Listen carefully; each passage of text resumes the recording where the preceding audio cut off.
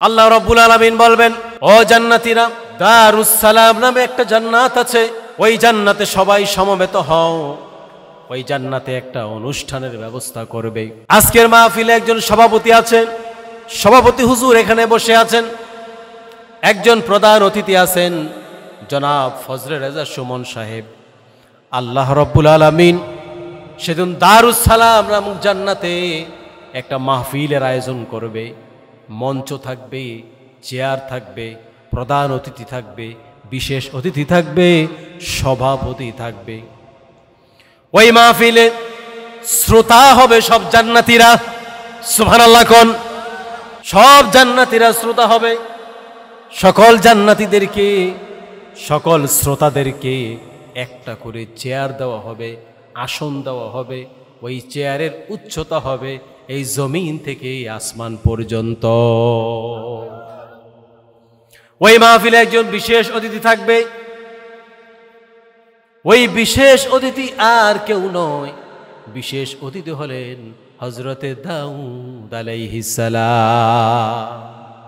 দাউদ আলাইহিস সালামকে আল্লাহ বিশেষ অতিথি বানাবেন কেন? কণ্ঠের কারণে।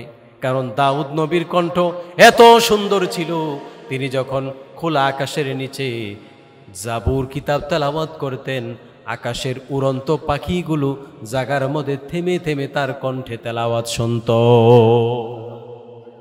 দাউদ আলাইহিস সালাম যখন সাগরের পাড়ে বসে জাবুর কিতাব তেলাওয়াত করতেন, সাগরের মাছগুলো সাগর থেকে পাড়ে উঠে বসে বসে হযরতে দাউদের কণ্ঠে তেলাওয়াত শুনত। সুবহানাল্লাহ পড়ে। এই জন্য আল্লাহ রাব্বুল আলামিন সেই অনুষ্ঠানে বিশেষ অতিথি করবেন হযরতে দাউদ আলাইহিস সালামকে। তার কণ্ঠ অনেক সুন্দর। আল্লাহ রাব্বুল আলামিন বলবেন, দাউদ তুমি তেলাওয়াত করো। দুনিয়াতে কত মজার তেলাওয়াত শুনেছি, কিন্তু দাউদের কণ্ঠে তেলাওয়াত শুনি নাই। দাউদ আলাইহিস সালামের কণ্ঠ এত মজা, এত মজা, জান্নাতীদের সামনে যখন তেলাওয়াত করবে জান্নাতীরা পাগল হয়ে যাবে আর বলবে, আল্লাহ এত সুন্দর সুন্দর তেলাওয়াত শুনেছি, দাউদের কণ্ঠে তেলাওয়াত শুনি নাই। এই তেলাওয়াত যেন আর কোনোদিন বন্ধ না হয়। আল্লাহ রাব্বুল আলামিন এক পর্যায়ে বলবে, ও জান্নাতীরা, এর চেয়ে সুন্দর তেলাওয়াত তোমরা শুনবে নাকি? কি কোন আপনারা শুনবেননি? সুবহানাল্লাহ কইতেন না? আল্লাহ এক পর্যায়ে বলবেন, ও জান্নাতীরা, এর চেয়ে সুন্দর তেলাওয়াত শুনবে নাকি? আল্লাহ রাব্বুল আলামিন যখন এই কথা বলবেন, জান্নাতীরা বলবে, আল্লাহ এর চেয়ে সুন্দর তেলাওয়াত হয় নাকি? আল্লাহ বলবেন, হয়। শোনো, আজকের মাহফিলে আমি একজন চিফ গেস্ট দাওয়াত করেছি, প্রধান অতিথি দাওয়াত করেছি। ওই যে দাউদ আলাইহিস সালাম, তিনি দাওয়াত করে তোমাদেরকে শোনালো। দাউদ তো কোরআন দেখে নাই, কোরআন শুনে নাই, কিন্তু এমন একজন প্রধান অতিথি আমি দাওয়াত করেছি যিনি কোরআনের জন্য নিজের দান মুবারক শহীদ করেছে। আমি এমন একজন প্রধান অতিথি দাওয়াত করেছি যিনি কোরআনের জন্য তায়েফের ময়দানে রক্ত ঝরিয়েছে, মাথার মধ্যে হেলমেট ঢুকেছে। এমন একজন প্রধান অতিথি আমি আমার বিশ্ব নবীকে দাওয়াত করেছি। এবার আপনারা বলেন, আপনার আমার নবী সেদিন প্রধান অতিথি হবে, নবীজির কণ্ঠে তেলাওয়াত মজা কম না বেশি? নবীজির কণ্ঠে তেলাওয়াত এত মজা, এত মজা, শুধু মুসলমানেরাই, সাহাবীরাই তেলাওয়াত শুনতেন না, বরং কাফেররাও তার কণ্ঠে তেলাওয়াত শুনত। সুবহানাল্লাহ, আস্তে কোন। কাফেররা তেলাওয়াত শুনত। নবীজির কণ্ঠে তেলাওয়াত শুনে চতুর্দিক থেকে মানুষ শুধু ঈমান গ্রহণ করতেছে। আবু জাহেল চিন্তা করলো, এইভাবে যদি তেলাওয়াত চলতে থাকে, দিনে দিনে মানুষ খালি শুধু তেলাওয়াত শুনে মুসলমান হতে থাকবে। কিছুদিন পরে হজের মৌসুম, তখন অমুসলিমরা হজ করত, তারাও হজ করত, তবে আমাদের মতো না। তারা নগ্ন হয়ে হজ করত, আল্লাহর ঘর তাওয়াফ করত। আবু জাহেল চিন্তা করলো, সারা পৃথিবী থেকে হাজিরা আসবে, আর মুহাম্মদের কণ্ঠে যদি তেলাওয়াত শুনে সারা বিশ্বব্যাপী সবাই ঈমান গ্রহণ করবে, ঈমান ছড়িয়ে যাবে সারা পৃথিবীতে। এই জন্য হজের যে তাবু হয়েছে, ওই তাবুতে গিয়ে আবু জাহেল গিয়ে বলে আসো, শোনো আমাদের দেশে হজ করতে আসছো, ভালো কথা, হজ করো, কেনাকাটা করো, ঘোরাফেরা করো, কিন্তু আমাদের এই দেশে একজন পাগল আছে, ওই পাগলের কাছে যায়ও না। নাউজুবিল্লাহ বলবেন না? পাগল কইল কারে? আবার নবীজিকে তারা পাগল বল। আল্লাহ বলছেন না, আমা সাহিবুকুম বিমাজনুন, তোমাদের সাথী পাগল ন, মা আনতা বিনিমাতি রাব্বিকা বিমাজনুন। আমার নবী নিয়ামতওয়ালা, তিনি পাগল নন। সুবহানাল্লাহ বলেন। এখন যারা হজ করতে আসছে বাহির থেকে, তারা চিন্তা করলো পাগলকে দেখলেই তো চেনা যাবে, কিন্তু এই পাগলের অ্যাডভার্টাইজমেন্ট, তার বিজ্ঞাপন দেওয়া হয়, এটা আবার কেমন পাগল? দেখবেন আরবিতে একটা প্রবাদ আছে, আল ইনসানু হারিসুন ফিমা মুনিআ। মানুষকে যে জিনিসের প্রতি নিষেধ করা হয়, সেই জিনিসের প্রতি মানুষের আকর্ষণ বেড়ে যায়। এই যে আমার দিকে তাকান, এটার মধ্যে কিছু আছে? কিছু নাই। এভাবে যদি আমি আপনাকে প্যাকেট করে দিই, সুন্দর করে বলি যে ভাই এটার মধ্যে কি আছে, আপনি ঘরে গিয়া খুলবেন, খবরদার ঘরে যাওয়ার আগে খুলবেন না। যদি আমি সাধারণভাবে দিতাম যে ভাই এটা ঘরে গিয়া পইরে, তাহলে সে ঘরে গিয়া পড়তো। যদি বলতাম যে ভাই এটা কিন্তু খুইলেন না, ঘরে গিয়া খুলবেন, সে আমার চোখের আড়ালে গেলে কেউ কি জানি আছে, আল্লাহ জান, ঘরে যামো আগে দেখালো। কি বলেন?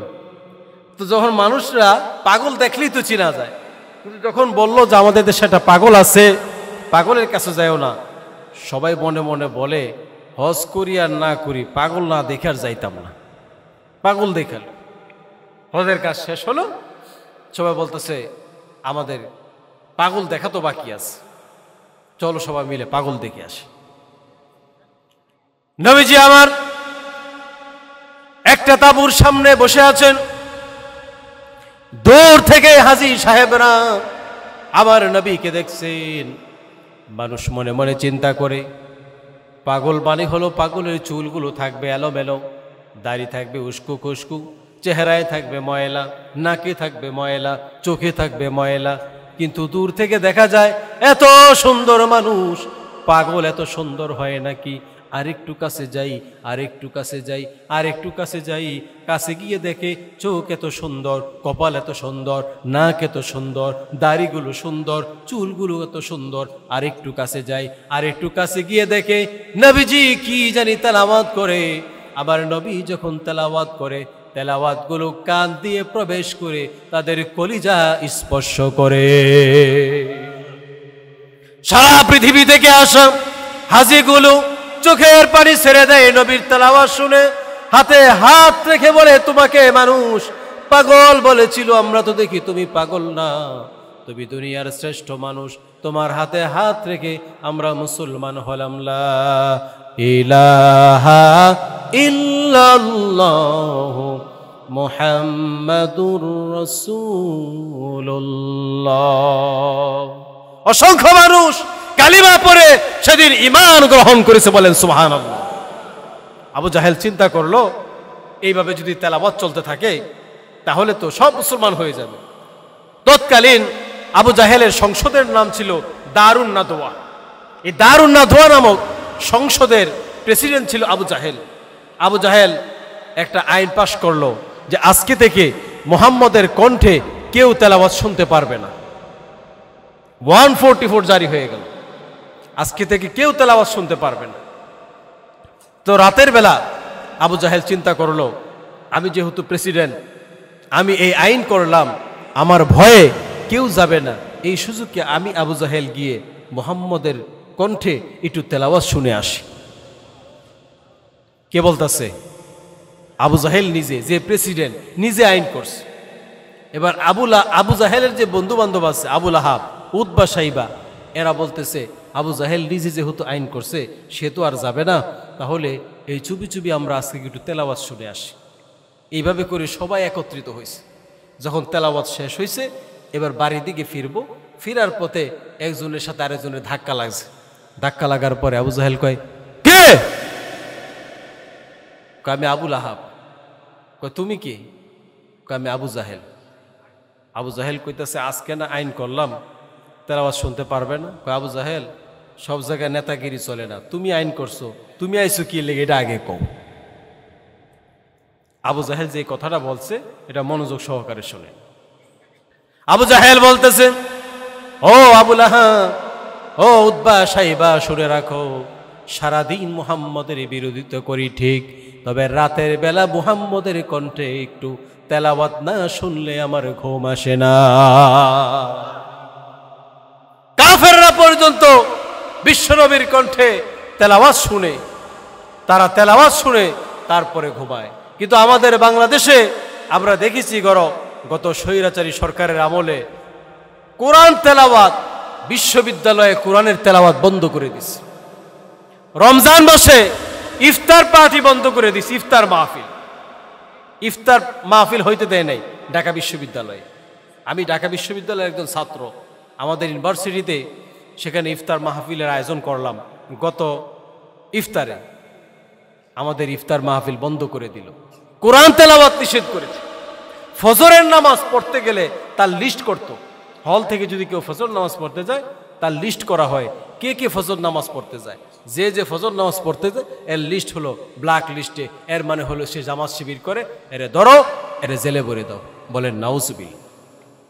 এটা কি আমি কোনো ইউরোপ আমেরিকার কথা বলছি নাকি? এটা আমাদের বাংলাদেশে ঘটে গেছে।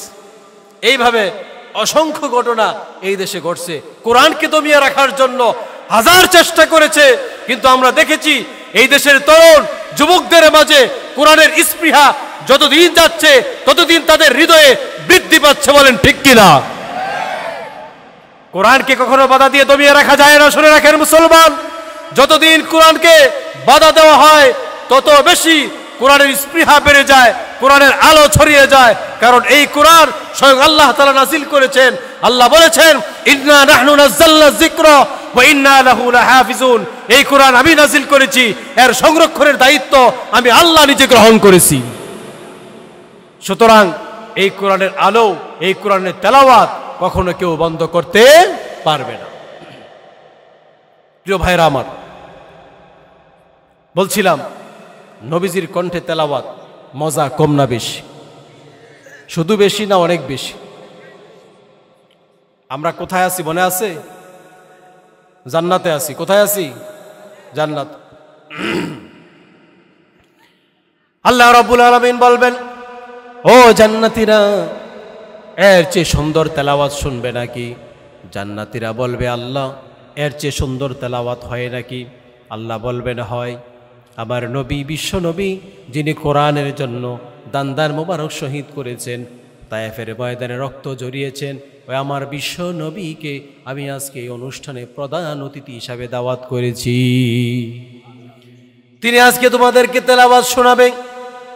নবীজি আবার যখন কোরআন তেলাওয়াত শুরু করবেন, মানুষগুলো পাগল হয়ে বেহুশ হয়ে জমিনে গড়াগড়ি শুরু করে দিবে আর ডেকে বলবেন, আল্লাহ, জান্নাতের কোনো নেয়ামত প্রয়োজন নাই, তোমার নবীর জবান থেকে জান্নাতের মধ্যে আজীবন অনির্দিষ্টকালের জন্য তার তেলাওয়াত শুনতে চাই।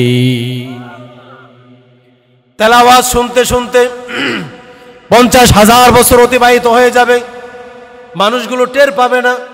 এক পর্যায়ে আল্লাহ বলবেন, ও জান্নাতীরা, এর চেয়ে সুন্দর তেলাওয়াত শুনবে নাকি?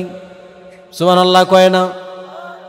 জান্নাতীরা বলবেন, আল্লাহ এর চেয়ে সুন্দর তেলাওয়াত হয় নাকি? আল্লাহ বলবেন, হয়। একটু আগে যে দাউদ তেলাওয়াত করলো, এই দাউদের কণ্ঠ কে দান করেছে? একটু আগে যে আমার নবী, বিশ্ব নবী তেলাওয়াত করলো, এত সুন্দর কণ্ঠ, এই কণ্ঠ কার দান? কোরআন কার কিতাব? আল্লাহ তাআলা বলবেন, এই কোরআন আমার কিতাব, কিতাবুল্লাহ, আমার কুদরতি জবানের কথা। আমাকে কখনো দেখো নাই, আমার কিতাব শুনেছ, কিন্তু আমার কুদরতি জবানের কথা তোমরা শোনো নাই। আমার ইবাদত করেছ, আমাকে কখনো দেখো নাই। আমি আল্লাহ রব্বুল আলামিন আজকে জান্নাতীদের তোমাদের সামনে সূরা আর রহমান তেলাওয়াত করে শোনাবো। আল্লাহ নিজে সূরা আর রহমান তেলাওয়াত করে শোনাবে। আল্লাহ তো নিজে রহমান, আল্লাহ আবার কাকে রহমান বলবেন? আল্লাহ নিজে রহমান, আবার কাকে রহমান বলবেন? এই জন্য সেদিন আল্লাহ রহমান বলবেন না, আল্লাহ বলবেন, বান্দারে আনার রহমান, এতদিন যে রহমানের নাম শুনেছ, দেখো নাই ৭০,০০০ পর্দা ভেদ করে আমি তোমার সামনে চলে এসেছি, বান্দা দেখো রহমান তোমার সামনে হাজির। জোরে কন্না আল্লাহু আকবার।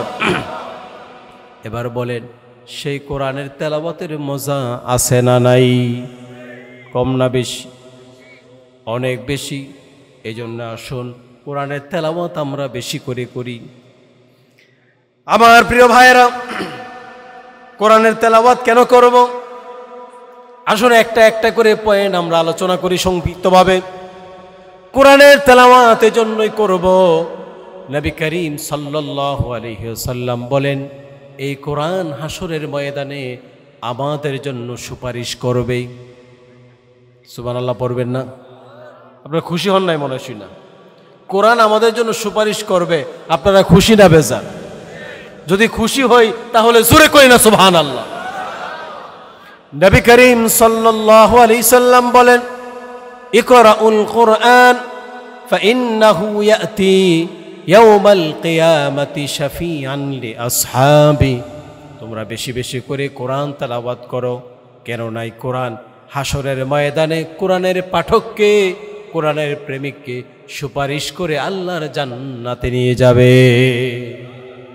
নবীজি বলেছেন, আসিয়ামু ওয়াল কুরআনু ইয়াশফাআনি লিল আবদি। সিয়াম এবং কোরআন হাসরের ময়দানে সুপারিশ করে আল্লাহর জান্নাতে নিয়ে যাবে। বলেন সুবহানাল্লাহ। প্রিয় ভাইয়েরা আমার, নবীজি সাল্লাল্লাহু আলাইহি সাল্লাম সুপারিশ করবেন, আলেমগণ সুপারিশ করবেন, কোরআন সুপারিশ করবেন, ওলিগণ সুপারিশ করবেন, শহীদগণ সুপারিশ করবেন, হক্কানি আলেম ওলামা সুপারিশ করবেন। তবে কোরআন যে সুপারিশ করবেন, কোরআন একটু এক্সেপশনাল, ব্যতিক্রম সুপারিশকারী হবে। গভীর মনোযোগ দিয়ে শোনেন, কোরআন এক ব্যতিক্রম সুপারিশকারী হবে। নবী করিম সাল্লাল্লাহু আলাইহি সাল্লাম বলেন, আল কুরআনু শাফিউন মুশাফফিউন ওয়া মাহিলুন মুসাদ্দিকুন মান জাআলাহু আমামাহু কাদাহু ইলাল জান্নাহ ওয়া মান জাআলাহু খালফা যহরিহি সাকাহু ইলান নার। সমস্ত সুপারিশকারীরা আল্লাহর কাছে সুপারিশ করবে, শুধুমাত্র সুপারিশ করবে। তবে কোরআন এমন এক কিতাব, এই কিতাব আল্লাহর কাছে, কিতাব তার পাঠকের জন্য, তার প্রেমিকের জন্য শুধু সুপারিশ করবে না, আমি আল্লাহর সাথে কোরআন ঝগড়ায় লিপ্ত হবে, বিতর্কে লিপ্ত হয়ে যাবে। কোরআন আল্লাহর সাথে বিতর্কে লিপ্ত হবে, আল্লাহর সাথে ঝগড়া করবে তার পাঠকের জন্য। হাসরের ময়দানে কোরআন বলবে, আল্লাহ আমাকে যে ভালোবেসেছে, আমাকে যে তেলাওয়াত করেছে, তাকে আজকে নাজাত দাও, তাকে মুক্তি দিয়ে জান্নাত দিয়ে দাও। আর যদি তাকে জান্নাত না দাও, আরেকটা অপশন আছে, আমি যে তোমার কোরআন, আমাকে তুমি অস্বীকার করো। সুবহানাল্লাহ বলবেন না? আল্লাহ বলবেন, ও কোরআন, তুমি আমার কুদরতি জবানের কথা, কালামুল্লাহ, তোমাকে তো আমি অস্বীকার করতে পারবো না। তবে তুমি যেই পাঠকের জন্য সুপারিশ করেছো, আমি আল্লাহ তোমার সুপারিশ গ্রহণ করে তোমার পাঠককে, তোমার প্রেমিককে, তোমাকে যে ভালোবেসে, তাকে আমি জাহান্নাম থেকে মুক্তি দিয়ে জান্নাতের মালিক বানায়া দিলাম। এজন্য কোরআন তেলাওয়াত করা দরকার আছে না নাই? আল্লাহ রাসূল সাল্লাল্লাহু আলাইহি ওয়াসাল্লাম বলেন, নবী করিম সাল্লাল্লাহু আলাইহি সাল্লাম সুপারিশ করবেন, এই কথা সব মুসলমান জানে। কিন্তু কিছু মুসলমান আছে যাদের বিরুদ্ধে নবী নিজে মামলা দিবে, এই কথা অনেক মুসলমান জানে না। আল্লাহ রাব্বুল আলামিন বলেন, ওয়াকালার রাসূলু ইয়া রাব্বি ইন্না কওমি ইত্তাখাযু হাযাল কুরআনা মাহজুরা। ওয়াকালার রাসূল, আয়াকুলুর রাসূল, হাসরের ময়দানে রাসূল বলবেন কিছু উম্মতদেরকে দেখায়া, ইয়া রাব্বি, ও আমার রব, ইন্না কওমি, এই যে আমার জাতি, ইত্তাখাযু হাযাল কুরআনা মাহজুরা, আমার এই জাতি তারা কোরআনকে উপেক্ষা করেছে, কোরআন তেলাওয়াত করে নাই, কোরআন শিখে নাই, সন্তানদেরকে কোরআন শিক্ষা দেয় নাই, তোমাদের সমাজ বিনির্মাণে কাজ করে নাই, কোরআন প্রতিষ্ঠার জন্য কাজ করে নাই। আমি নবী আজকে তার বিরুদ্ধে মামলা দিলাম, তাকে আজকে আমি জান্নাতে যেতে দিব না। নবী উম্মতের বিরুদ্ধে মামলা দিবে। এবার আপনারা বলেন প্রিয় ভাইয়েরা, নবী যদি আমাদের বিরুদ্ধে মামলা দেয়, আমাদেরকে সুপারিশ করে জান্নাতে নেওয়ার মতো কেউ আছে নাকি? নবী উম্মতের বিরুদ্ধে মামলা দিবে। কোন উম্মত? যে উম্মত নিজে কোরআন শিখে নাই, সন্তানদেরকে কোরআন শিক্ষা দেয় নাই। প্রিয় ভাইয়েরা আমার, আমরা যারা বাবা হয়েছি, দাদা হয়েছি, আমাদের জন্য সন্তানদেরকে কোরআন শিক্ষা দেওয়া দরকার আছে না নাই? দেখুন আল্লাহ তাআলা কুরআনুল কারীমে সূরা তাগাবুনে কি বলছেন? আল্লাহ তাআলা বলছেন, আল মালু ওয়াল বানুনা জিনাতুল হায়াতিদ দুনিয়া। দুনিয়ার সম্পদ এবং সন্তান এগুলো দুনিয়ার সৌন্দর্য। আবার অন্য জায়গায় আল্লাহ বলেন, ইন্নামা আমওয়ালুকুম ওয়া আওলাদুকুম ফিতনা। তোমাদের সম্পদ এবং তোমাদের সন্তানেরা তোমাদের জন্য পরীক্ষা স্বরূপ। আল্লাহ আমাদেরকে সন্তান দিয়েছেন পরীক্ষা করার জন্য। আবার সূরা তাগাবুনে আল্লাহ বলছেন, ইয়া আইয়ুহাল্লাযীনা আমানু ইন্না মিন আজওয়াজিকুম ওয়া আওলাদিকুম ফিতনা। হে ঈমানদারেরা, তোমাদের কারো কারো স্ত্রীরা, তোমাদের কারো কারো সন্তানেরা তোমাদের শত্রু হবে। আমাদের স্ত্রীরা, আমাদের সন্তানেরা আমাদের কি হবে? শত্রু হবে। কবে? ইয়াউমুত তাগাবুন, হাসরের ময়দানে, বিচারের দিনে আমাদের কারো কারো সন্তানেরা, কারো কারো স্ত্রীরা আমাদের শত্রু হবে। তারা আমাদের বিরুদ্ধে মামলা দিবে। কেন মামলা দিবে? বলবে আমার বাবা আমাকে বাংলা পড়াইছে, ইংরেজি পড়াইছে, স্কুলে ভালো রেজাল্ট না করলে আমাকে বকা দিছে, কিন্তু আমাকে কোরআন শিক্ষা দেয় নাই, দ্বীন শিক্ষা দেয় নাই, ইলম শিক্ষা দেয় নাই।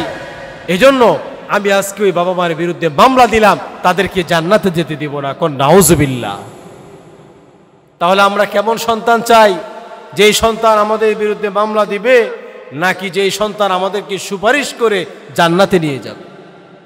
কিছু সন্তান আছে সুপারিশ করে তারা জান্নাতে নিয়ে যাবে, বলেন সুবহানাল্লাহ। যদি এই সন্তান চাই, এমন সন্তান চাই যেই সন্তান আমাদের নাজাতের উসিলা হবে, যেই সন্তান আমাদের সদকায়ে জারিয়া হবে, তাহলে সেই সন্তানদেরকে কোরআন শিক্ষা দেওয়া দরকার আছে না নাই? তাহলে আমরা সন্তানদেরকে, নাতি নাতিনদেরকে কোরআন শিক্ষা দেব। যদি তাদেরকে কোরআন শিক্ষা দিতে পারি তাহলে আমাদেরই লাভ, কারণ তারা আমাদের জন্য সদকায়ে জারিয়া হবে। যত তেলাওয়াত করবে তার তেলাওয়াতের সমপরিমাণ সওয়াব আল্লাহ আমাদের আমলনামায়ও দিয়ে দিবেন, বলেন সুবহানাল্লাহ। সহিহ মুসলিমের হাদিস, নবী করিম সাল্লাল্লাহু আলাইহি সাল্লাম বলেন, ইন্নী লাআরিফু মান ইয়াদখুলুল জান্নাতা আখিরা ওয়া ইন্নী লাআরিফু মান ইয়াখরুজু মিনান নারি আখিরা। নবীজি বলেন, সবার পরে যে ব্যক্তি জাহান্নাম থেকে বের হবে আর সবার পরে যে ব্যক্তি জান্নাতে প্রবেশ করবে তার সম্পর্কে আমি জানি, তাকে আমি চিনি। সুবহানাল্লাহ পড়বেন না? কে বলছেন? নবীজি বলেন, ইন্নী লাআরিফু মান ইয়াদখুলুল জান্নাতা আখিরা ওয়া ইন্নী লাআরিফু মান ইয়াখরুজু মিনান নারি আখিরা। সবার পরে যে ব্যক্তি জাহান্নাম থেকে বের হবে আর সবার পরে যে ব্যক্তি জান্নাতে প্রবেশ করবে তার সম্পর্কে আমি জানি, তাকে চিনি। লোকটা জাহান্নামে পুড়তে পুড়তে অঙ্গার হয়ে যাবে। আল্লাহ তাআলা একদিন চাইবেন জাহান্নামকে চিরস্থায়ীভাবে বন্ধ করে দিতে, খুলুদ লিখে দিবে। আজকের পর থেকে জাহান্নাম থেকে কেউ বের হতে পারবে না। আজকের পর থেকে কেউ জান্নাতে প্রবেশ করতে পারবে না। জান্নাত ও জাহান্নাম আজকে চিরস্থায়ীভাবে ক্লোজ হয়ে যাবে। আল্লাহ তাআলা খুলুদ লিখে দিবেন, বন্ধ করে দিবে চিরস্থায়ীভাবে। এজন্য আল্লাহ রব্বুল আলামিন ফেরেশতাদেরকে বলবে, আখরিজু মিনান নারি মান কানা ফি কলবিহি মিসকালু হাববাতিম মিন ঈমান। ও আমার ফেরেশতারা, আজকের পর থেকে আমি জাহান্নাম বন্ধ করে দিব। কেউ আজকের পর থেকে জাহান্নাম থেকে বের হতে পারবে না। সুতরাং তোমরা জাহান্নামে প্রবেশ করো।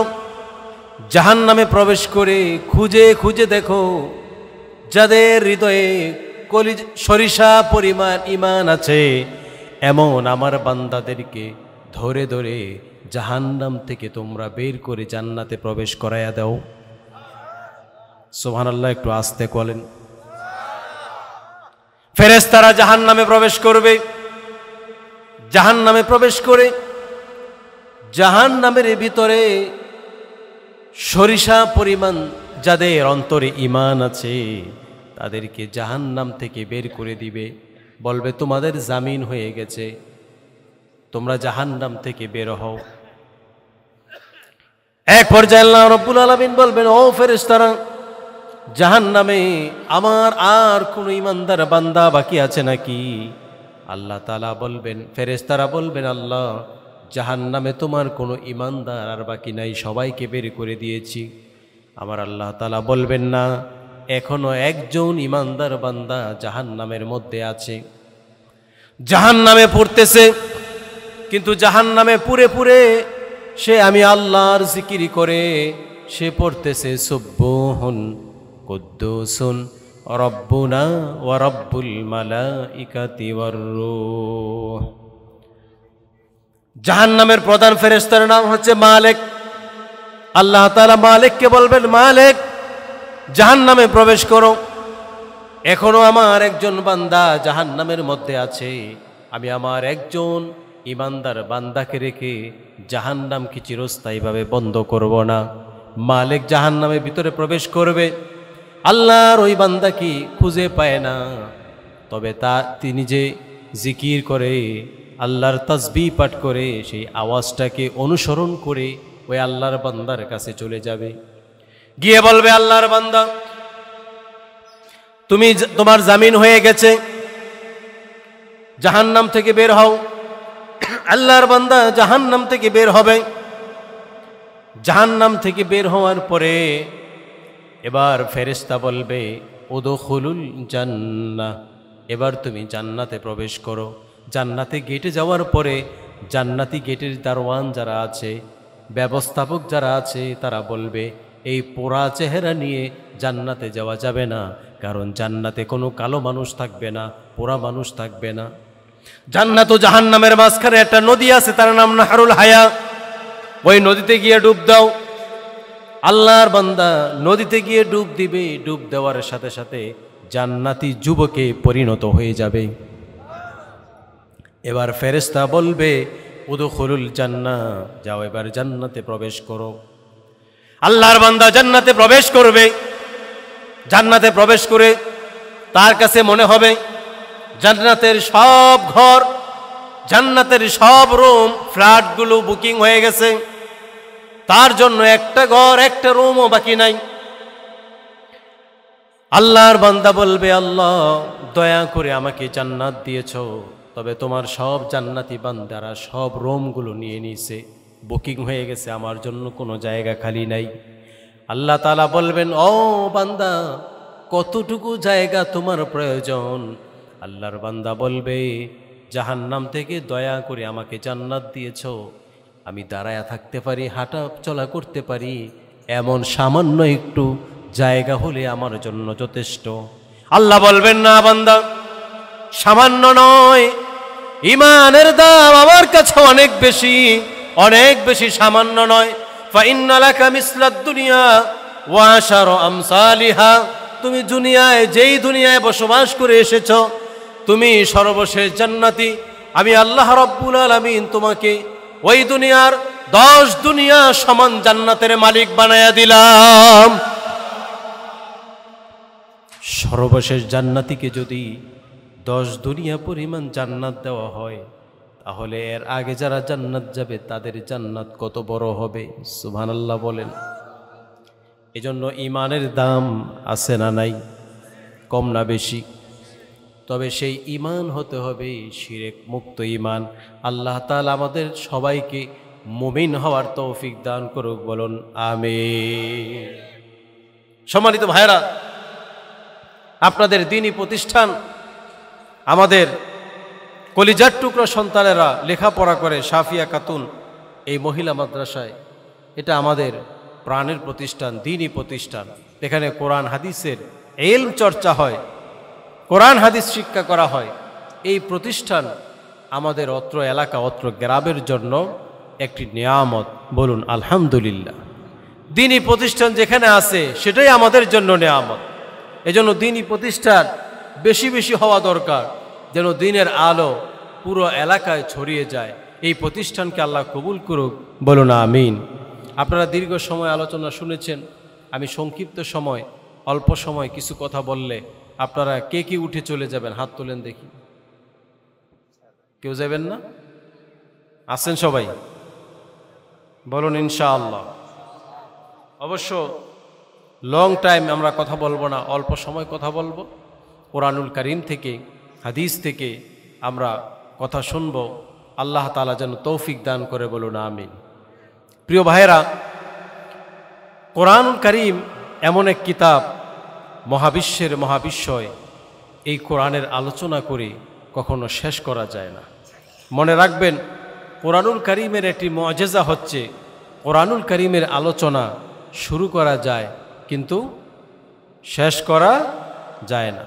এটা কোরআনুল কারীমের মুআজিজা। আর কোরআনুল কারীম এমন এক কিতাব, যার তেলাওয়াত শুনে সারা পৃথিবীতে যুগে যুগে অসংখ্য মানুষ ঈমান গ্রহণ করেছে। বলুন না সুবহানাল্লাহ। কোরআনুল কারীমের তেলাওয়াতের এত স্পিড, এত প্রভাব, এর ইম্প্যাক্ট এত বেশি যে যার হৃদয়ে গিয়ে স্পর্শ করে সে ব্যক্তিকে আল্লাহ তাআলা ঈমানের নূর ঢেলে দেন। বলেন সুবহানাল্লাহ। কোরআনুল কারীমের তেলাওয়াত এত। ইউরোপে আপনাদের মনোযোগ আছে না নাই? বিরক্ত হইতেছেন না তো? ইউরোপে একবার একটা অনুষ্ঠান হলো। অনুষ্ঠানটা হচ্ছে সমস্ত ধর্মীয় গ্রন্থগুলো তেলাওয়াত হবে। পৃথিবীতে যত ধর্ম আছে, ধর্মীয় গ্রন্থ আছে, এই ধর্মীয় গ্রন্থগুলো তেলাওয়াত হবে। সকল ধর্মের লোক থাকবে আর সকল ধর্মের রিপ্রেজেন্টেটিভ, প্রতিনিধিরা থাকবে, যার যার ধর্মীয় গ্রন্থ তেলাওয়াত করে শোনাবে। সেজন্য মার্কস, নাম্বারের ব্যবস্থা আছে। কে কত নাম্বার পেল, কার ধর্মীয় গ্রন্থ তেলাওয়াত কত মজা, এমন একটা অনুষ্ঠানের ব্যবস্থা হল। সেখানে পৃথিবীতে যত ধর্মীয় গ্রন্থ আছে তারা সমবেত হলো। তার মধ্যে মুসলমানদের প্রতিনিধিও গেল মিশর থেকে। একজন কারি সাহেব গেল, তার নাম হচ্ছে কারি আব্দুল বাসের। নাম শুনছেন তো আপনারা? তিনিও গেছেন ওইখানে মুসলমানদের প্রতিনিধি হিসাবে। এটার সিস্টেম হচ্ছে, ধর্মীয় গ্রন্থ তেলাওয়াত করবে, সময় 10 মিনিট। সময় কয় মিনিট? 10 মিনিট। এজন্য আবার বিচারকের ব্যবস্থা আছে, বিচারক আছে।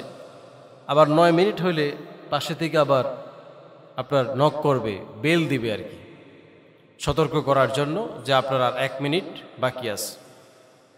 সমস্ত ধর্মীয় গ্রন্থ তেলাওয়াত শেষ। এ পর্যায়ে মুসলমানদের পক্ষ থেকে মুসলমানদের ধর্মীয় গ্রন্থ তেলাওয়াত করবে। তেলাওয়াত করবে কার কালাম বলেন তো? আল্লাহর কালাম। তেলাওয়াত করবেন কে? কারি আব্দুল বাসেত। সময় কয় মিনিট? 10 মিনিট। যারা কারি সাহেব আছে, কারি সাহেবকে তেলাওয়াত শুনছেন না, এরা কিন্তু একটু ভাবটাপ ধরে, মনে করেন শর্টকট পরে, চশমা টশমা পরে, একটু ভাবটাপ আছে আর কি আলাদা। তো কারি সাহেবের সময় হলো 10 মিনিট। ভাবটাপ ধরে বসছে, বৈশা মনে করেন চশমা ঠিক করতে গেছে 1 মিনিট। যারা ঘুমাই রয়েছেন এরা কোন তো আর রইল কয় মিনিট?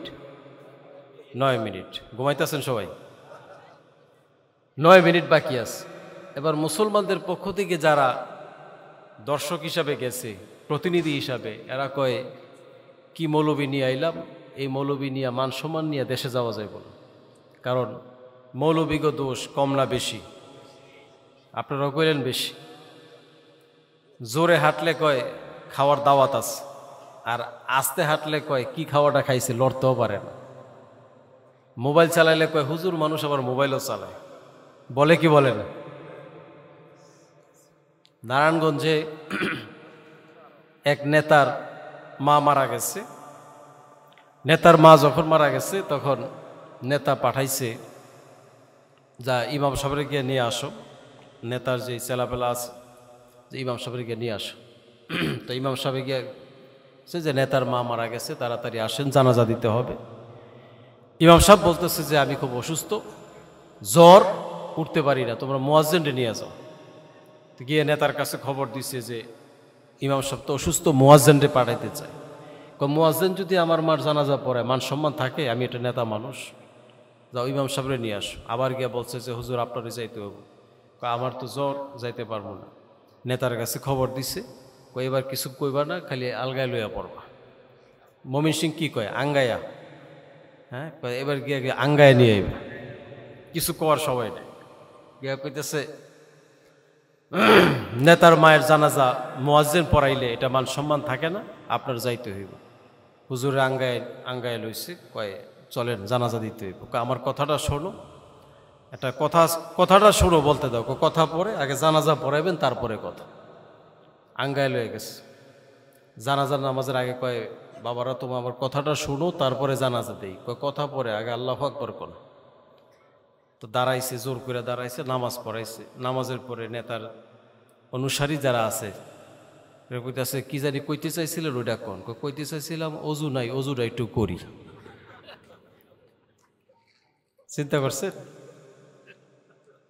অজু ছাড়াই আল্লাহু আকবার। তো বলছিলাম মৌলবীদের দোষ কম না বেশি? বেশি।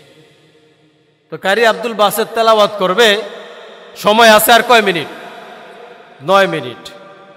তো এবার কারি সাহেবরা তেলাওয়াত করে, মনে করেন এভাবে কানে হাত দিয়ে তেলাওয়াত করে না, কানে আঙ্গুল দিছে, কানে আঙ্গুল দিয়ে হা করছে, গেছে আর 1 মিনিট। রইল আর কয় মিনিট? আর 1 মিনিট। 8 মিনিট রইল না? মুসলমানেরা সবাই মাথা নিচু দিছে, কয় না মান সম্মান নিয়ে আর যাইতে পারলাম না, মৌলবী সব শেষ করে দিছে, এবার এমনি চলে যেতে হবে। 8 মিনিট সময় আছে। তেলাওয়াত করবে কার কালাম? আল্লাহর কালাম। কারি আব্দুল বাসেত ওই অনুষ্ঠানে একসাথে এক টানা 3 ঘন্টা আল্লাহর কোরআন তেলাওয়াত করলে। 3 ঘন্টা পরে কয় সাদাকাল্লাহুল আযীম। সাদাকাল্লাহ কইলে তো বুঝে মানি শেষ। কি কন, কিছু সূরা আছে না, মনে হয় যেমন বাংলাদেশি লাগে, মনে হয় যেমন ঘরের সূরা, ওই সূরা ফাতিহাটা হয়তো ঘরের সূরাই, আমগো আত্মীয় স্বজনের মতোই এমন লাগে। আমি 3 মাস আগে উমরায় গেছিলাম। উমরার আমার সাথে এক মুরব্বী গেছে। এটা আমার একেবারে আগে শুনছি, কিন্তু আমার সাথে ঘটনা এটা। আগে শুনতাম মুরব্বীর কাছে, কিন্তু ঘটনা ঘটে গেছে আমার সাথে। এক মুরব্বী আমার কইতেছে, হুজুর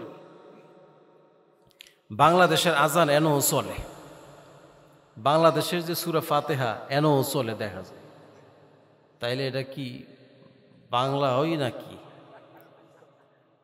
আমি বললাম না, এটা সব জায়গায় চলে, আজান তো একই, কোরআন তো একটাই। তাহলে সাদাকাল্লাহ বললে আমরা বুঝতে পারি যে কি হয়েছে, শেষ হয়েছে। তো যে 9 মিনিট হলে যে বেল দিতে হয়, তেলাওয়াত করলো তো কয় মিনিট? 3 ঘন্টা। সময় ছিল কয় মিনিট? 8 মিনিট। 3 ঘন্টা পরে বাম পাশে যারা আছে বিচারক, এরা বলতেছে যে বেল দিব আর কি 9 মিনিট হইলে। এরা কয় কিরে বেল দিছ?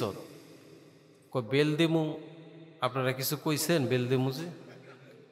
আপনারা তো কিছু কর নাই। কয় আমরা কিছু কম, আমাকে হুশ আছে বেটা? আমার তো হুশ নাই। 3 ঘন্টা তেলাওয়াত হচ্ছে, হুশ নাই। কারি আব্দুল বাসেতের হাতে হাত রেখে যুবকরা বলতেছে, জীবনে কত কিছু শুনলাম, এত মধুর তেলাওয়াত কখনো শুনি নাই। এই হাতে হাত রাখলাম, এই তেলাওয়াত কখনো বন্ধ করব না। কালিমা পড়ে শত শত যুবকরা মুসলমান হয়ে গেছে। কোরআনুল কারীমের এত মজা, তার তেলাওয়াত শুনে পৃথিবীতে অসংখ্য মানুষ ঈমান গ্রহণ করে মুসলমান হয়ে গেছে। চিল্লায় এখন সুবহানাল্লাহ। বলেন তো, এই কোরআনের তেলাওয়াতের মজা কখনো শেষ হবে? যাদের বয়স, যেই সমস্ত বাবাদের বয়স 60-70 বছর, এরা তো প্রত্যেক দিন সূরা ফাতিহা পড়তেছে। একজন নামাজি প্রত্যেক দিন কম হইল 32 বার সূরা ফাতিহা তেলাওয়াত করতে হয়। যার বয়স 70 বছর, সে কি কোনোদিন কইছে যে ইমাম সাহেব এই সূরা ফাতিহা প্রতিদিন পড়ি, ভাল লাগে না, আজকে অন্য একটা সূরা পড়েন। তবে 32 সালে বলবে মনে হয়, কি কোন 32 সালে কইব না, ইলা ইয়াউমিল কিয়ামা, কিয়ামত পর্যন্ত প্রত্যেক দিন একজন নামাজি প্রতিদিন কমপক্ষে 32 বার সূরা ফাতিহা তেলাওয়াত করবে, কিন্তু কখনো বলবে না এই সূরা ভালো লাগে না, বরং যত শুনবে ভালো লাগে। এক এক কারীর কণ্ঠে, এক এক ইমামের কণ্ঠে এক এক মজা, বলেন সুবহানাল্লাহ। এজন্য নবী করিম সাল্লাল্লাহু আলাইহি সাল্লাম বলেন, লা ইয়াশবাল মুমিনু হাত্তা দাখালাল জান্নাহ, মুমিনকে কখনো কোনো কিছু দিয়ে পরিতৃপ্ত করা যাবে না যতদিন না পর্যন্ত মুমিন জান্নাতে যায়, বলুন সুবহানাল্লাহ। এজন্য আমার আল্লাহ তাআলা মুমিন কোরআন তেলাওয়াত শুনে কখনো পরিতৃপ্ত হয় না, যত শুনে ততই ভালো লাগে। বাংলাদেশের কোরআন তেলাওয়াত এক মজা, মক্কাতুল মুকাররমা তেলাওয়াতে এক মজা, মদিনাতুল মুনাওয়ারাতে তেলাওয়াতে এক মজা, আমাদের এলাকায় তারাবিতে তেলাওয়াত করে এক মজা।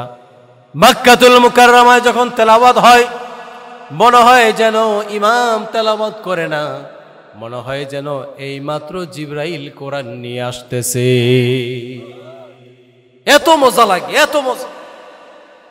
দীর্ঘ সময় তেলাওয়াত করে, আমরা তো অর্থ বুঝি না, তারা অর্থ বুঝে, নামাজে দাঁড়ায় থাকে আর কানতে থাকে। ফজরের নামাজে সূরা হাক্কা তেলাওয়াত করতেছেন, জাহান্নামের আয়াতগুলো আমরা কান্না ধরে রাখতে পারি না, এত সুন্দর তেলাওয়াত, মনে হয় যেন একেবারে বাস্তব জাহান্নামের চিত্র তুলে ধরা হচ্ছে। সুবহানাল্লাহ পড়ে। মুমিনের যেন কোরআন তেলাওয়াত শুনে পরিতৃপ্ত হয় না, মজা কখনো শেষ হয় না। এই জন্য আল্লাহ তাআলা জান্নাতের মধ্যে মুমিনদেরকে কোরআন তেলাওয়াত শোনার একটা ব্যবস্থা করে দিবে। আল্লাহ তাআলা জান্নাতীদেরকে বলবেন, ও জান্নাতীরা, নবী করিম সাল্লাল্লাহু আলাইহি সাল্লাম বলেন, মান ক্বারাআল কুরআনা ফাস্তাযহারাহু ফাআহাল্লা হালালাহু ওয়া হাররামা হারামাহু আদখালাহু আল্লাহুল জান্নাহ ওয়া শাফাআহু ফি আশারাতিন মিন আহলি বাইতিহি কুল্লুহুম কদ ওয়াজাবাত লাহুমুন নার। যে ব্যক্তি কোরআন তেলাওয়াত করে, কোরআনের হালাল মেনে চলে, হারাম বর্জন করে, আল্লাহ রাব্বুল আলামিন তাকে নিজ দায়িত্বে জান্নাত দিয়ে দিবে, বলেন সুবহানাল্লাহ। এরপরে তাকে সুপারিশের অথরিটি দেওয়া হবে, সুপারিশ করার জন্য তাকে অধিকার দেওয়া হবে। নবীজি বলেন, সেই ব্যক্তি সুপারিশ করে তার আত্মীয় স্বজন, বংশধর, নিকটাত্মীয়, মা বাবাদেরকে 10 জনের ব্যাপারে সুপারিশ করবে, যাদের ব্যাপারে জাহান্নামের ফয়সালা হয়েছিল, এমন 10 জনকে তার কথা মতো সুপারিশ গ্রহণ করে আল্লাহ তাআলা তাদেরকেও জান্নাতের মালিক বানায়া দিবে। যে ব্যক্তি কোরআনওয়ালা হবে, নবীজি বলেন, ইউকালু লিসাহিবিল কুরআন, হাসরের ময়দানে কোরআনওয়ালাকে বলা হবে, ইকরা ওয়ারতাকি ওয়ারাত্তিল কামা কুনতা তুরাত্তিলু ফিদ দুনিয়া ফাইন্না মানজিলাতাকা ইনদা আখিরি আয়াতিন তাকরাউহা। কোরআনের পাঠককে বলা হবে, তুমি কোরআন তেলাওয়াত করো আর চড়তে থাকো। কোরআনের হাফেজ, কোরআন ওয়ালা, কোরআনের পাঠক একটা আয়াত তেলাওয়াত করবে, একটা জান্নাত হবে, আরেকটা আয়াত তেলাওয়াত করবে, আরেক তলা জান্নাত হবে। এইভাবে করে 6500 তেলাওয়াত করবে, 6500 তলা বিশিষ্ট জান্নাতের মালিক কোরআনের হাফেজকে আল্লাহ বানায়া দিবে। কোরআনের হাফেজ যদি হতে পারে, শুধু তাই নয়, বাবা মার সম্মানও আল্লাহর কাছে বেড়ে যায়। নবীজি সাল্লাল্লাহু আলাইহি সাল্লাম বলেন, মান ক্বারাআল কুরআন ওয়া আমিলা বিহি উলবিসা ওয়ালিদাহু তাজান ইয়াউমাল কিয়ামাহ দুউহু আহসানু মিন দুইশ শামস।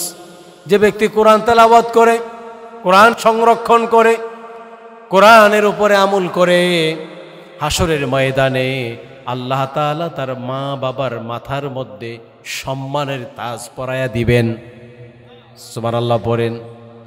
তার আলো এত বেশি হবে, দুনিয়ার সূর্যের চেয়ে তার আলো বেশি হবে। নবীজি বলেন, পামা জন্নুকুম বিল্লাজি আমিলা বিহাজা, আর যে ব্যক্তি নিজে কোরআনের হাফেজ হবে, কোরআনের উপর আমল করবে, তার ব্যাপারে তোমাদের কি ধারণা? সুবহানাল্লাহ পড়ে। প্রিয় ভাইরা আমার, নবীজি সাল্লাল্লাহু আলাইহি ওয়াসাল্লাম বলেন, শুধু তাই নয়,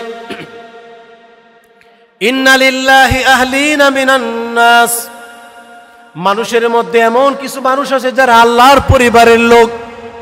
তারা সাধারণ কোনো মানুষ নয়, তারা আল্লাহর পরিবারের। সাহাবায়ে কেরাম বললেন, আল্লাহর তো কোনো পরিবার নাই। ক্বালু মান হুম ইয়া রাসূলুল্লাহ, আল্লাহর তো কোনো পরিবারের নাই, আল্লাহর কোনো সন্তান নাই, তারা কারা যারা আল্লাহর পরিবারের? নবীজি সাল্লাল্লাহু আলাইহি সাল্লাম বলেন, আহলুল কুরআনি হুম আহলুল্লাহি ওয়া খাসাতুহু, যারা কুরআনওয়ালা তারাই হলো আল্লাহর পরিবারের। ওয়া খাসাতুহু, এবং তারা হচ্ছে আল্লাহর নিকটবর্তী বান্দা। বলেন সুবহানাল্লাহ। আমাদের যে অন্তর আছে, এই অন্তরগুলো ঝং ধরে যায়। নবীজি সাল্লাল্লাহু আলাইহি ওয়াসাল্লাম বলেন, ইন্না হাযিহিল কুলুবা তাসদা কামা ইয়াসদাল হাদিদু ইযা আসাবাহুল মা, আমাদের হৃদয়গুলো, কলবগুলো ঝং ধরে যায়, যেমন লোহার মধ্যে পানি লাগলে জং ধরে যায়। মানুষের অন্তর, তাদের কলবগুলো জং ধরে যায়। সাহাবায়ে কেরাম বললেন, ওয়ামা জালা উহা ইয়া রাসূলুল্লাহ, হে আল্লাহর রাসূল, মানুষের অন্তরের জং কিভাবে দূর করতে হয়, কিভাবে অন্তরের জং দূর করা যায়? নবীজি সাল্লাল্লাহু আলাইহি ওয়াসাল্লাম বললেন, কাসরাতু যিকরিল মাউত ওয়া তিলাওয়াতিল কুরআন, বেশি বেশি করে মৃত্যুর কথা স্মরণ করো আর বেশি বেশি করে কোরআন তেলাওয়াত করো, তোমাদের অন্তরের জংগুলো আল্লাহ দূর করে দিবেন। বলেন সুবহানাল্লাহ। তাহলে কোরআন তেলাওয়াত করা দরকার আছে না নাই? এবার শয়তান আমাদের সমাজে একটা কথা ছড়ায়া দিছে, সেটা হচ্ছে কোরআন শিক্ষা করা অনেক সহজ, অনেক কঠিন। অনেকে বলে না কোরআন শিক্ষা করা অনেক কঠিন, শয়তান এটা সুকৌশলে ছড়িয়ে দিয়েছে। কিন্তু আল্লাহ তাআলা বলেন না, ওয়ালাকাদ ইয়াসসারনাল কুরআনা লিযিকরি ফাহাল মিন মুদ্দাকির, নিশ্চয়ই এই কোরআনকে শিক্ষা করার জন্য, জানার জন্য, বুঝার জন্য আমি আল্লাহ সহজ করে দিয়েছি। বলেন সুবহানাল্লাহ। দেখুন না, 7 বছরের বাচ্চা 60 দিনে 30 দিনে কোরআনের হাফেজ হয়ে যায়। কোরআন সহজ না কঠিন বলেন তো? একেবারে সহজ করে দিয়েছেন আল্লাহ তাআলা। বলেন, এজন্য বলেন, আফালা ইয়াতাদাব্বারুনাল কুরআন আম আলা কুলুবিন আকফালুহা, তারা কি কোরআন নিয়ে চিন্তা ভাবনা করে না, নাকি তাদের অন্তরে তালা পড়ে গেল? কোরআনকে উপেক্ষা করে। যারা কোরআনকে উপেক্ষা করবে, আল্লাহ রাব্বুল আলামিন বলেন, ওয়ামান আ'রাদা আন যিকরি ফাইন্না লাহু মাঈশাতান দানকাও ওয়া নাহশুরুহু ইয়াওমাল কিয়ামাতি আ'মা, যে ব্যক্তি আমার জিকির কোরআনকে উপেক্ষা করবে, আল্লাহ রাব্বুল আলামিন বলেন, তার দুনিয়ার জীবন সংকীর্ণ হয়ে যাবে। দুনিয়াতে কোনো বিষয় সে বরকত পাবে না, দুনিয়ার জীবনটা সংকীর্ণ হয়ে যাবে। আর হাসরের ময়দানে অন্ধ হয়ে আল্লাহর কাছে উঠবে।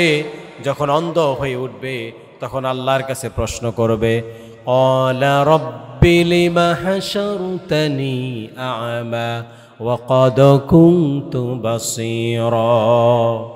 আল্লাহর বান্দা তখন বলবে, ও আমার রব, দুনিয়াতে আমি দৃষ্টি শক্তি সম্পন্ন ছিলাম, আমি তো চোখে দেখতাম, আজকে আমাকে কেন অন্ধ করে উঠালেন? আল্লাহ রাব্বুল আলামিন বলবেন, ক্বালা কাযালিকা আতাতকা আয়াতুনা ফানাসিতাহা ওয়া কাযালিকাল ইয়াওমা তুনসা। দুনিয়াতে তুমি আমার আয়াতকে ভুলে গিয়েছিলে, আমি আল্লাহ রাব্বুল আলামিন আজকেও হাসরের ময়দানে তোমাকে ভুলে গেলাম। বলেন নাউজুবিল্লাহ। কোরআন আপনাকে পড়তেই হবে। যুবক, তোমাকে কোরআন পড়তেই হবে।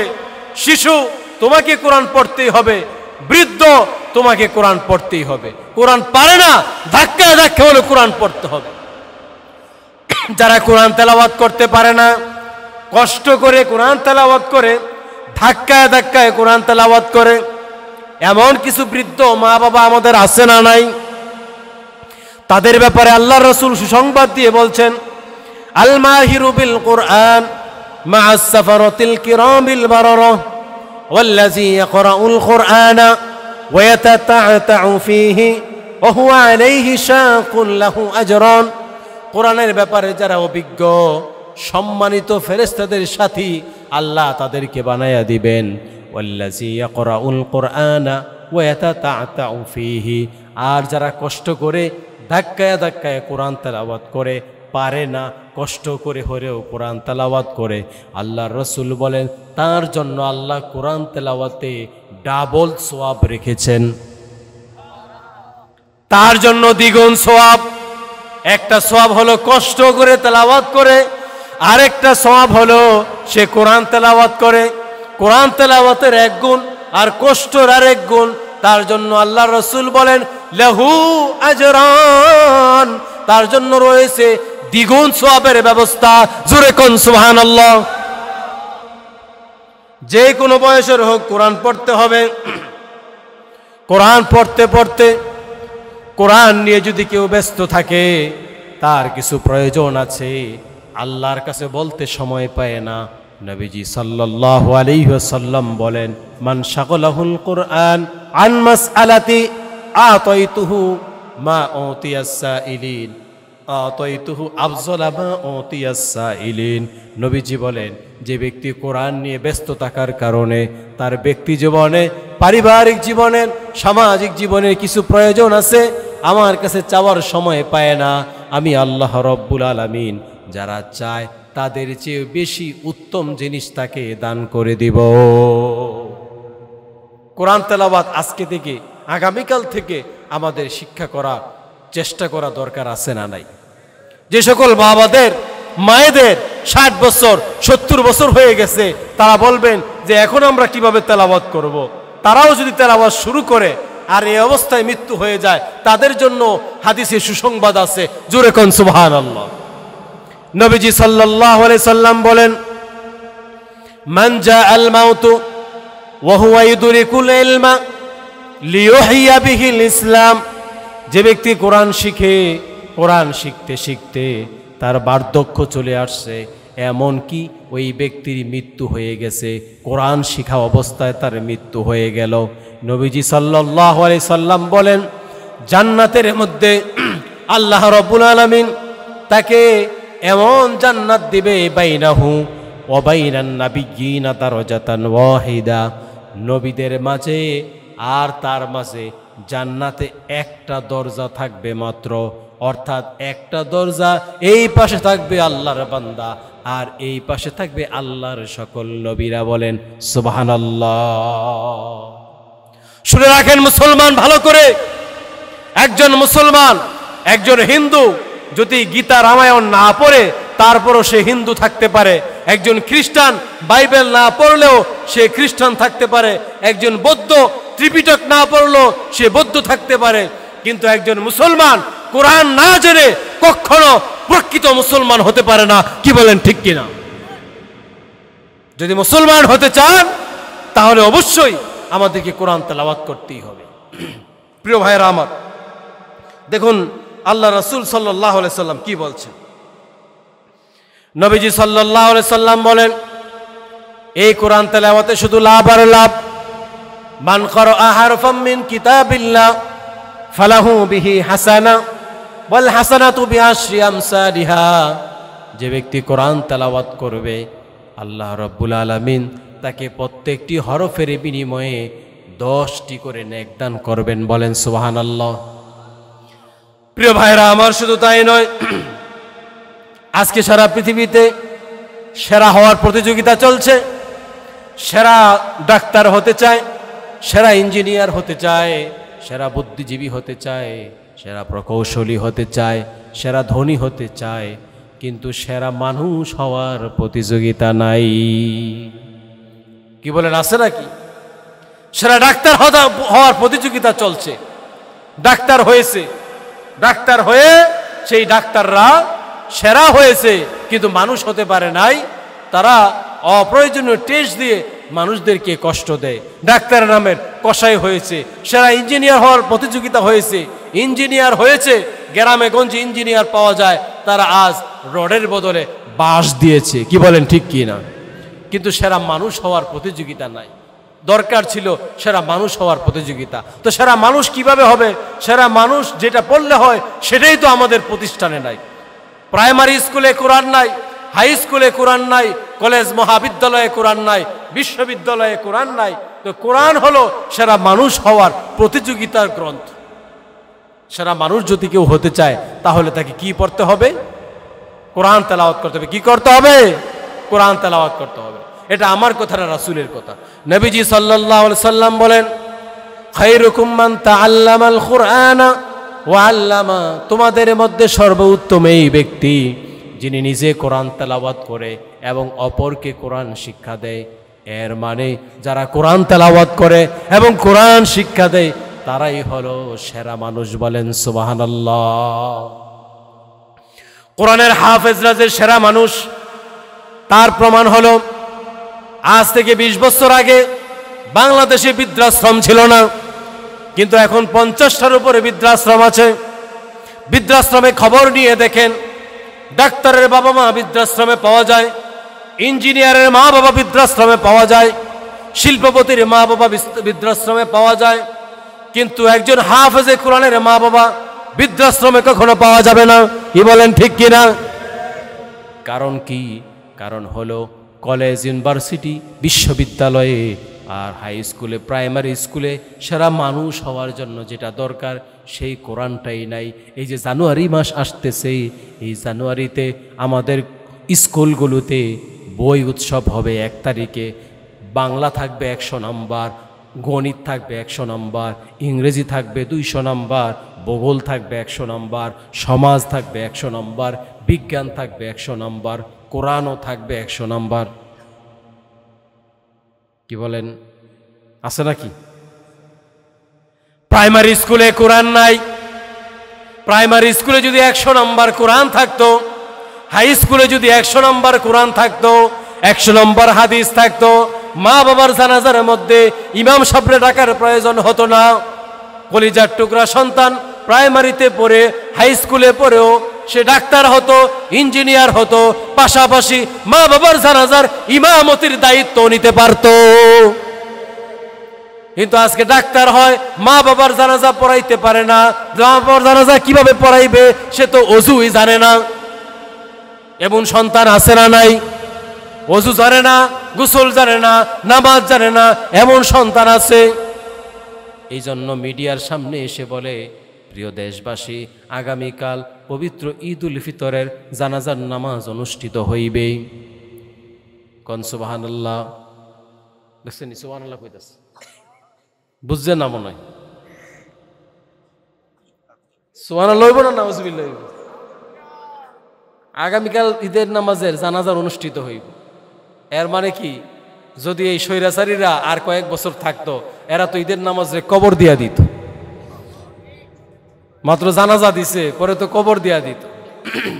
এর মানে বোঝা গেল সেরা মানুষ পাওয়া যায় না। সেরা মানুষ হওয়ার জন্য যে কোরআন দরকার, আমাদের বিশ্ববিদ্যালয়ে, আমাদের ইউনিভার্সিটিতে, আমাদের স্কুলে কোরআন নাই। যদি কোরআন 100 নম্বরে ঢুকাই দিত, হাদিস 100 নম্বর থাকতো, আমাদের সন্তানেরা কলেজ বিশ্ববিদ্যালয়ে পড়েও তারা বাবা মার জানাজার নামাজ পড়াইতে পারতো। কি বলেন, ঠিক কি না? প্রিয় ভাইরা আমার, এজন্য আসুন আমরা বেশি বেশি করে কোরআন তেলাওয়াত করি। এই কোরআন এমন এক কিতাব যা সবাইকে সম্মানিত করে। প্রিয় ভাইরা, মনোযোগ সহকারে শোনেন, কোরআন এমন এক কিতাব যা সবাইকে সম্মানিত করে। কোরআনের সাথে যারা সংশ্লিষ্ট, কোরআন কাউকে বাদ দেয় না, সবাইকে সম্মানিত করে। কোরআনের স্পর্শ যেখানেই লেগেছে সেখানে দামি হয়ে গেছে। যেই রাতে কোরআন নাজিল হলো সেই রাতের দাম বেড়ে গেল। যেই মাসে কোরআন নাজিল হলো সেই মাসের দাম বেড়ে গেল। আমাদের ঘরের মধ্যে দামি ফার্নিচার আছে, ওই দামি ফার্নিচারের মধ্যে আমাদের বাচ্চারা অনেক সময় প্রস্রাব করে দেয়, কিন্তু কারো কোনো শ্রদ্ধা জাগে না। প্রস্রাব করার পরে কেউ কখনো তাকে সালাম করে না, অথচ 50 টাকা 100 টাকার রেহালে যদি বাচ্চার পা লাগে, বাচ্চার বাবা মা সহকারে সালাম করে, আছে না নাই? আমাদের ঘরে দামি দামি পর্দা আছে, ওই পর্দার দাম হাজার হাজার টাকা, কিন্তু কখনো ওই পর্দার প্রতি কারো শ্রদ্ধাবোধ আসে না। আর যদি সামান্য 50 টাকা দিয়ে কোরআনের গিলাফের মধ্যে কারো পা লাগে, বাবা মার অভিভাবক সহ, সন্তানের অভিভাবক সহ সালাম করা শুরু করে। এর কারণ কি? কিসের কারণে তার সম্মান বেড়ে গেল? কোরআনের কারণ। কোরআনের সংস্পর্শ যেখানেই লাগে তার দামও বেড়ে যায়।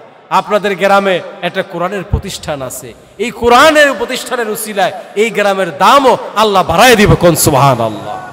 কারণ এই কোরআন কাউকে বঞ্চিত করে না, কোরআনের সাথে সংশ্লিষ্ট সবাইকে কোরআন সম্মানিত করে। আমি একটা উদাহরণ দিলে আপনারা খুব সহজে বুঝতে পারবেন।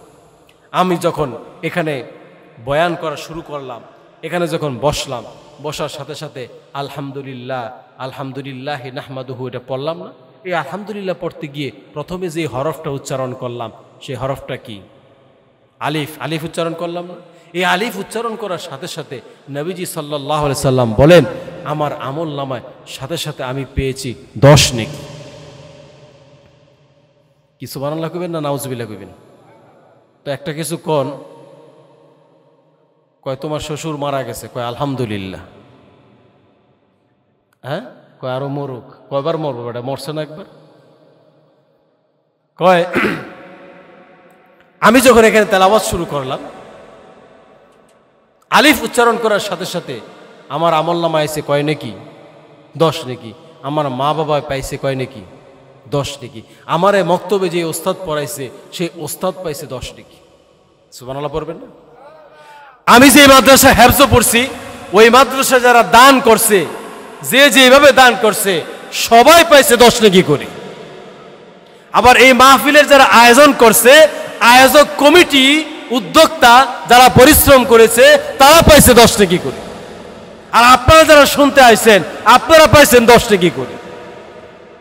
এবার চিন্তা করছেন, একটা হরফ কতজন মানুষকে সম্মানিত করল? কোরআন এমন এক কিতাব, তার সাথে সংশ্লিষ্ট যারা আছে, কোরআন সবাইকে সম্মানিত করে। এজন্য কোরআনের সাথে আমাদের সম্পর্ক বাড়ানোর দরকার আছে না নাই? আসুন আমরা কোরআনের সাথে সম্পর্ক বাড়াই, নিজেরা কোরআন শিক্ষা করি এবং সন্তানদেরকে কোরআন শিক্ষা দিই। সন্তানকে যদি কোরআন শিক্ষা না দেই, তাহলে হাসরের ময়দানে এই সন্তানরা আমাদের বিরুদ্ধে মামলা দিবে। যে সন্তানের জন্য এত কিছু করে গেলাম, সেই সন্তান আমাকে মামলা দিল, জাহান্নামে নিয়ে যাবে। বলবে আমার বাবা আমাকে কত কিছু শিখাইছে, কিন্তু কোরআন শিখায় নাই। আজকে আমি তার বিরুদ্ধে মামলা দিলাম, মামলা দিয়ে সন্তানের মামলা খেয়ে জাহান্নামে যেতে হবে। এই সন্তানের জন্য আমরা কত কিছু করি, হাসরের ময়দানে সন্তান আমাদের শত্রু হয়ে যাবে। এই জন্য আজকে সিদ্ধান্ত নিব, আমার সন্তান ডাক্তারি পড়বে, ইঞ্জিনিয়ার পড়বে, প্রাইমারিতে পড়বে, হাই স্কুলে পড়বে, সব কিছু পড়বে, কিন্তু সবার আগে সন্তানকে কি শিক্ষা দেব? কোরআন শিক্ষা দেব। জাগতিক শিক্ষাকে ইসলাম নিষেধ করে না, ইন্সপায়ারিং করে, উৎসাহ দেয়। কিন্তু জাগতিক শিক্ষার পাশাপাশি আমরা কোরআন শিক্ষা দেব। যতটুক ইলম অর্জন করলে আমরা দ্বীনের উপর থাকতে পারবো, ততটুক ইলম শিক্ষা করা প্রত্যেকটি মুসলমানের উপর ফরজ। এজন্য আসুন আমরা নিজেরা কোরআন শিক্ষা করি এবং সন্তানদেরকে কোরআন শিক্ষা দেই। এলাকায় যত কোরআনের প্রতিষ্ঠান আছে, দ্বীনি প্রতিষ্ঠান আছে, যার যতটুকু সাধ্য আছে ওই দ্বীনি প্রতিষ্ঠানে আপনি সাধ্যমতো সহযোগিতা করবেন। এটি হচ্ছে আমাদের সদগায়ে জারিয়া। এগুলো কি? সদগায়ে জারিয়া।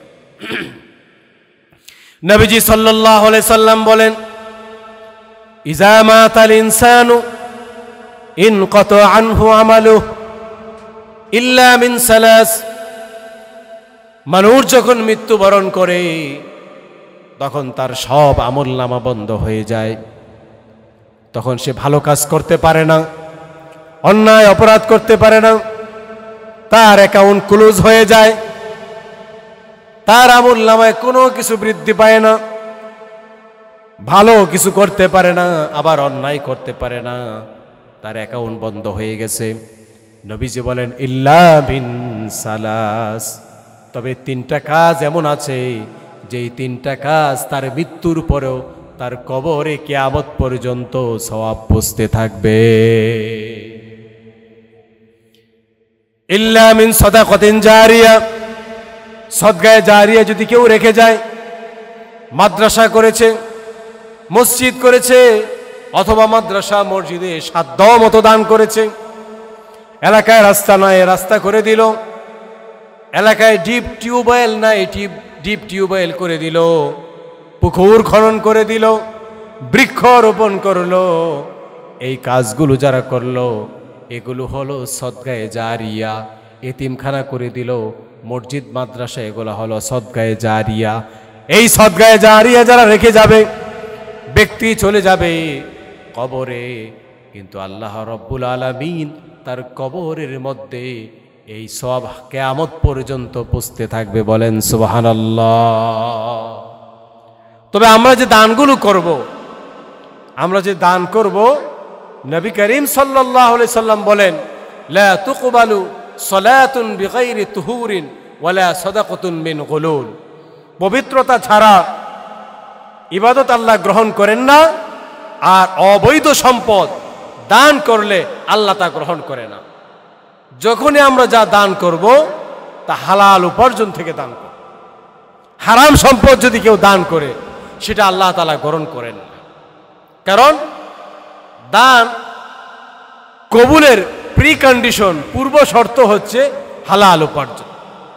আর হালাল উপার্জন এমন একটা বিষয়, এটা সব ফরজের বড় ফরজ।